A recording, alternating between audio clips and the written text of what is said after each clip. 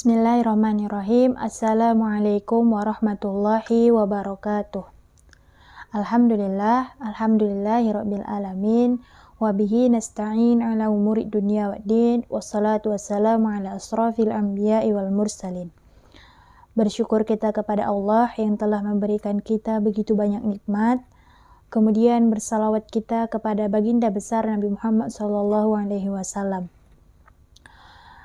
Saya Siti Aminah Lubis, NIM 119101211141. Baiklah, di sini saya akan menjawab beberapa soal untuk ujian akhir semester mata kuliah Filsafat Pendidikan Islam, dosen pengampu yaitu Ibu Herlini Puspikasari.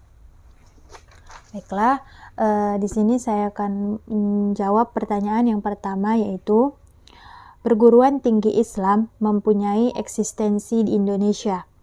Bagaimana eksistensi Ananda di masyarakat atau di lingkungan Ananda tinggal sebagai mahasiswa dari perguruan tinggi Islam? Bismillah, saya akan mencoba menjawabnya, yaitu yang pertama kita harus mengetahui fungsi mahasiswa tersebut. Nah, jadi ada beberapa fungsi mahasiswa. Yang pertama yaitu agen perubahan atau agent of change. Nah, di mana mahasiswa mempunyai peran yang sangat penting dalam terwujudnya suatu perubahan yang positif dalam masyarakat. Fungsi selanjutnya yaitu generasi penerus atau iron stock. Nah, jadi peranan mahasiswa dengan ketangguhan idealismenya akan menjadi pengganti generasi sebelumnya. Selanjutnya yaitu sebagai penyampai kebenaran atau agent of social control. Nah, di mana mahasiswa yang seperti ini adalah mahasiswa yang peduli pada keadaan masyarakat serta peka terhadap apa yang sedang dialami oleh masyarakat.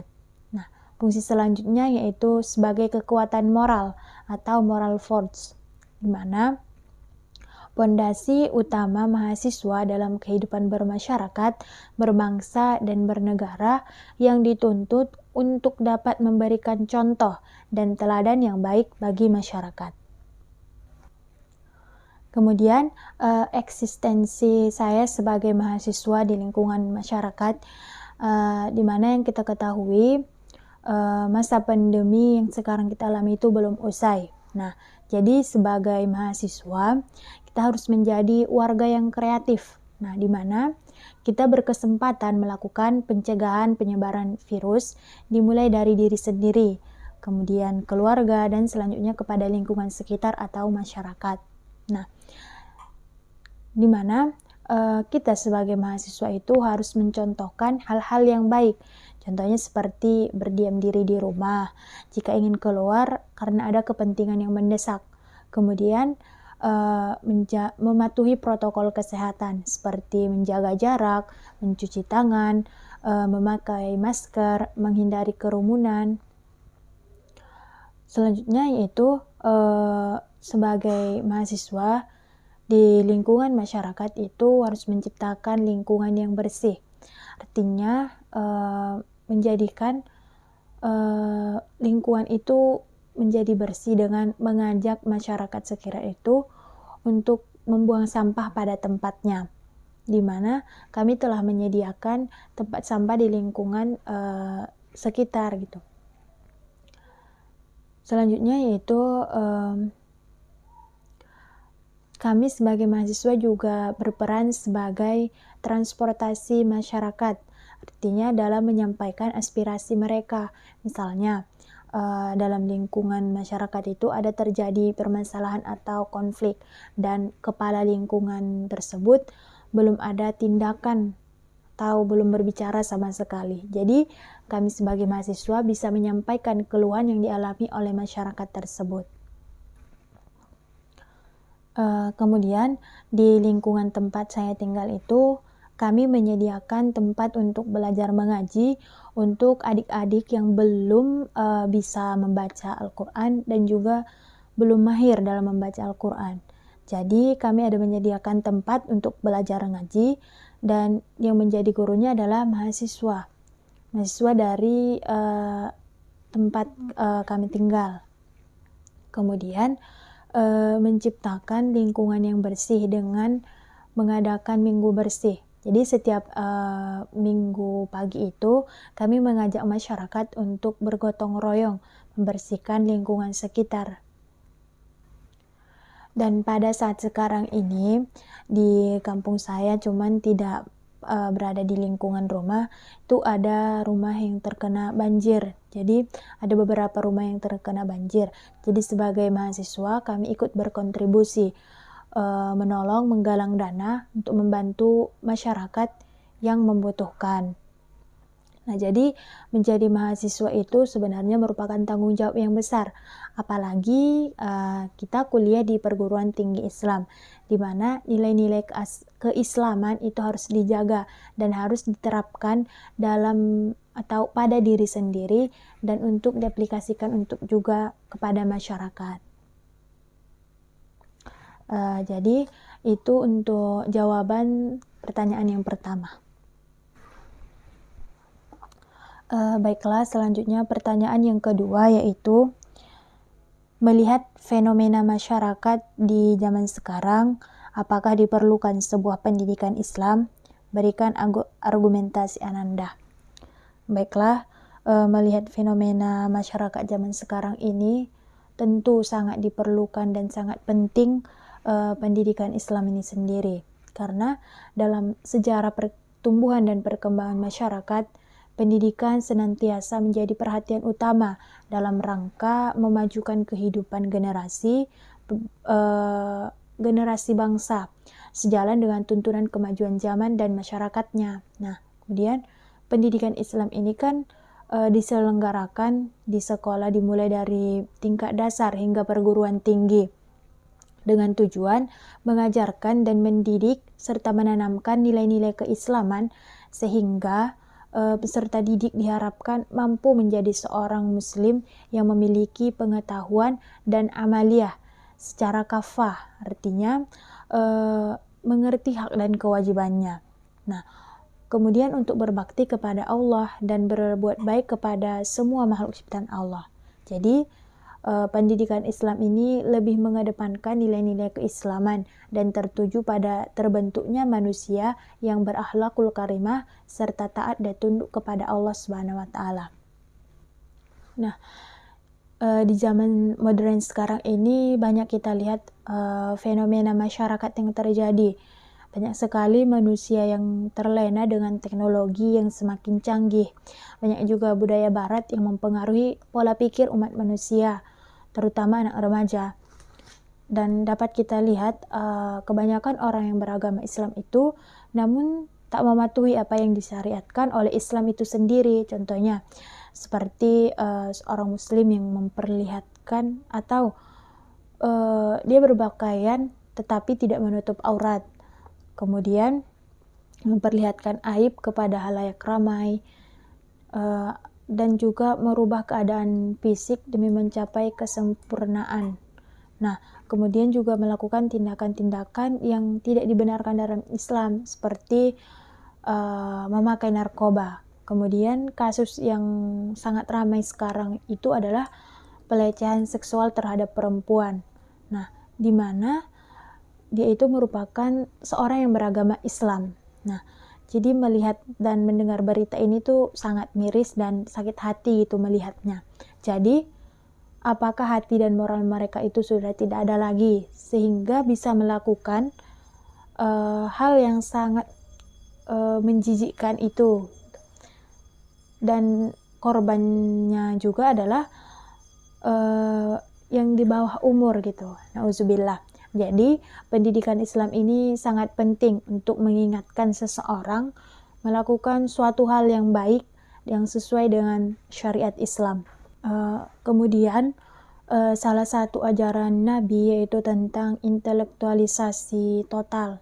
Nah, di mana proses penyadaran umat dalam berbagai dimensi, tahu mau'izah hasanah, tahu juga hikmah melalui makna, hakikat, dan tujuan pendidikan Islam. dan diharapkan dapat menyelamatkan generasi Islam dan umat manusia dari penindasan dan pencampakan sistem materialis, serta menumbuhkan kemuliaan dan penghargaan terhadap manusia secara utuh dan melakukan tindakan yang benar dalam pandangan Islam untuk menghadapi zaman sekarang ini yang banyak sekali terjadi fenomena. Kemudian dengan melakukan pendidikan Islam, manusia dapat tumbuh dan berkembang dengan baik. Sebaliknya, manusia atau Muslim menjadi aktor utama dari maju mundurnya pendidikan Islam itu sendiri. Antara umat Islam dan pendidikan Islam itu seperti dapat diibaratkan seperti sekeping uang gitu, yang terdiri dari dua sisi yang berbeda, tetapi tidak dapat terpisahkan antara satu dengan yang lainnya. Jadi untuk zaman sekarang ini, pendidikan Islam itu sangat diperlukan dan sangat penting untuk diajarkan kepada manusia. Dan untuk menjadikan manusia itu berperilaku yang bermoral dan juga menjadi manusia yang berakhlakul karimah. Mungkin itu jawaban untuk soal nomor 2. Baiklah, selanjutnya soal nomor 3, yaitu jelaskan pendapat atau pemikiran Muhammad Iqbal tentang solusi pemecahan pendidikan Islam dalam menghadapi tantangan zaman. Jadi, pemikiran Muhammad Iqbal tentang solusi pemecahan pendidikan Islam dalam menghadapi tantangan zaman. Sebagaimana yang kita ketahui, Muhammad Iqbal ini merupakan seorang filosof dan juga ulama besar yang memiliki pemikiran yang cemerlang. Meski pemikirannya itu banyak mengarah pada pembaharuan Islam, tetapi juga memiliki perhatian khusus pada dunia pendidikan, terutama pendidikan watak atau karakter. Jadi, salah satu solusi pemecahan pendidikan Islam menghadapi tantangan zaman ini dengan menanamkan pendidikan watak atau karakter. Jadi, apabila diterapkan pada kehidupan modern ini, jadi ini masih relevan dan dapat menjadi contoh untuk diterapkan dalam membentuk karakter setiap individu. Gitu. Jadi, pemikiran Muhammad Iqbal tentang pendidikan karakter ini berisi anjuran-anjuran agar setiap individu terus mengasah diri menjadi pribadi yang lebih memiliki karakter yang kuat dan dapat mengendalikan diri dalam kehidupan ini. Kemudian Muhammad Iqbal juga mengajak dalam proses pendidikan itu para pendidik dan juga peserta didik agar mencontoh pribadi Ali bin Abi Thalib. Nah, yang memiliki kepribadian yang luhur dan mulia, sifat sabar dan jujur. Kemudian solusi untuk pemecahan pendidikan Islam zaman sekarang ini, yaitu Muhammad Iqbal memiliki gagasan rekonstruksionisme. Jadi dalam pemikirannya ada 8 gagasan rekonstruksi yang menurut pandangan Muhammad Iqbal, yaitu seperti konsep individu, kemudian pertumbuhan individu, keseimbangan jasmani dan rohani, kreativitas individu, peran intelek dan intuisi, kemudian pendidikan watak dan pendidikan sosial. Nah, jadi pendidikan Islam yang merupakan bagian dari manifestasi ajaran Islam harus mengikuti kaidah-kaidah pada nilai-nilai keislaman dan berorientasi pada tujuan penciptaan manusia. Dan juga tugas pendidikan ini ditekankan pada pengembangan aspek individual dan sekaligus pengembangan aspek tanggung jawab kemasyarakatan, serta lebih bersikap proaktif dan antisiatif dalam menghadapi permasalahan di masa depan. Jadi Muhammad Iqbal memandang kini sudah saatnya kaum muslim untuk melakukan rekonstruksi pemikiran dalam berbagai bidang, termasuk pendidikan Islam yang bermuara pada bagaimana menciptakan insan kamil dalam orientasi bimbingan dan pengarahan kepada peserta didik. Nah, mungkin itu jawaban dari nomor 3. Baiklah, selanjutnya soal nomor 4, yaitu siapa tokoh filosofi andalan atau favorit Ananda dan apa alasan Ananda memilihnya?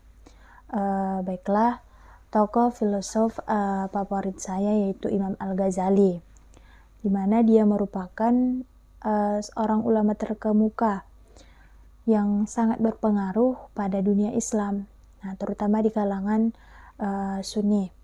Kemudian selain sebagai ulama populer dan kontemporer di kalangan Ahlus Sunnah wal Jamaah, Imam Al-Ghazali juga memiliki pemikiran cemerlang, terutama dalam bidang pendidikan, seperti akidah, fikih, dan tasawuf.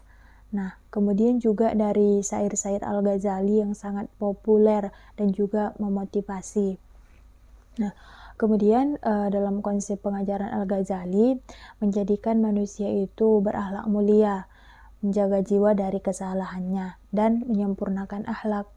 Nah, dan kita ketahui Al-Ghazali ini dijuluki sebagai Hujjatul Islam karena ini sebagai bukti pengakuan atas kapasitas keilmuan atau kemampuan dan tingkat penerimaan para ulama terhadapnya, dan dengan karya-karya Imam Al-Ghazali yang begitu banyak. Kemudian Imam Al-Ghazali ini kan sangat terkenal dengan kata-kata bijak, dan saya sangat termotivasi dengan kata-kata bijak dari Imam Al-Ghazali. Imam Al-Ghazali ini kan sangat terkenal dengan kata-kata bijaknya dan banyak memotivasi umat Islam, seperti bersungguh-sungguhlah engkau dalam menuntut ilmu, jauhilah kemalasan dan kebosanan, karena jika tidak demikian engkau akan berada dalam bahaya kesesatan. Kemudian ada juga kata-kata bijak dari Imam Al-Ghazali, yaitu kita adalah makhluk yang suka menyalahkan dari luar, tidak menyadari bahwa masalah itu biasanya berasal dari diri kita sendiri. Kemudian dan masih banyak lagi syair-syair dan juga kata-kata bijak Imam Al-Ghazali yang sangat memotivasi. Nah, jadi saya itu sangat suka dengan kata-kata Imam Al-Ghazali dan juga pemikirannya kepada pendidikan Islam. Mungkin itu jawaban nomor 4. Baiklah, selanjutnya pertanyaan yang terakhir, yaitu apa yang dapat Ananda petik selama mengikuti pembelajaran mata kuliah filsafat pendidikan Islam, dan sebutkan kata filosofi yang cocok untuk Ananda sendiri. Baiklah, jadi selama mengikuti pembelajaran filsafat pendidikan Islam ini banyak sekali yang berkembang dalam diri saya pribadi. Nah, jadi saya lebih berpikir secara kritis. Artinya setiap informasi yang didapatkan tidak langsung diterima begitu saja. Cari dulu sumber informasi tersebut berasal dari mana, apakah fakta atau hanya hoax atau berita bohong. Dan lebih berpikir sistematis. Artinya saya lebih mengetahui mana yang lebih dahulu dikerjakan. Kemudian dengan setelah belajar filsafat pendidikan Islam ini membantu kita, terutama saya pribadi, memahami bahwa sesuatu itu tidak selalu tampak seperti apa adanya. Nah, kemudian juga membantu mengerti tentang diri kita sendiri dan dunia kita. Kemudian filsafat pendidikan ini juga mengembangkan kemampuan kita dalam menalar secara jelas. Kemudian kita lebih berpikir kritis tentang membedakan mana yang harus kita terima dengan baik, mana yang harus kita tolak Kemudian berpikir secara baik dan juga membedakan argumen yang baik dan juga yang buruk. Kemudian menyampaikan pendapat juga dengan jelas, melihat dan mempertimbangkan pendapat dan juga memahami tentang pandangan yang berbeda. Nah, selanjutnya setelah belajar filsafat pendidikan Islam ini itu saya mengerti tentang cara hidup, pandangan hidup yang lebih baik lagi, membangun diri sendiri dengan berpikir secara radikal, kritis, dan juga sistematis. Dan masih banyak lagi manfaat yang saya dapatkan setelah belajar filsafat pendidikan Islam ini. Kemudian kata filosofi yang cocok untuk saya sendiri yaitu orang yang berhenti belajar dan ia akan menjadi pemilik masa lalu, dan orang yang terus belajar maka akan menjadi pemilik masa depan. Selanjutnya yaitu semua impianmu akan menjadi kenyataan jika kamu berani mengejarnya. Kemudian kata-kata filosofi yang membuat saya termotivasi yaitu adalah bersungguh-sungguhlah engkau dalam menuntut ilmu, jauhilah kemalasan dan kebosanan, karena jika tidak demikian, engkau akan berada dalam bahaya kesesatan. Dan yang terakhir yaitu kata-kata filosofi untuk diri saya sendiri yaitu adalah menuntut ilmu adalah takwa, menyampaikan ilmu adalah ibadah, mengulang-ulang ilmu adalah zikir, dan mencari ilmu adalah jihad. Baiklah, mungkin itu adalah pertanyaan terakhir soal ujian akhir semester mata kuliah filsafat pendidikan Islam. Saya memohon maaf jika banyak terdapat kesalahan ketika dalam menjawab soal atau dalam penyampaian saya banyak kesalahan. Saya memohon maaf. Kepada Allah saya memohon ampun. Saya akhiri. Wassalamualaikum warahmatullahi wabarakatuh.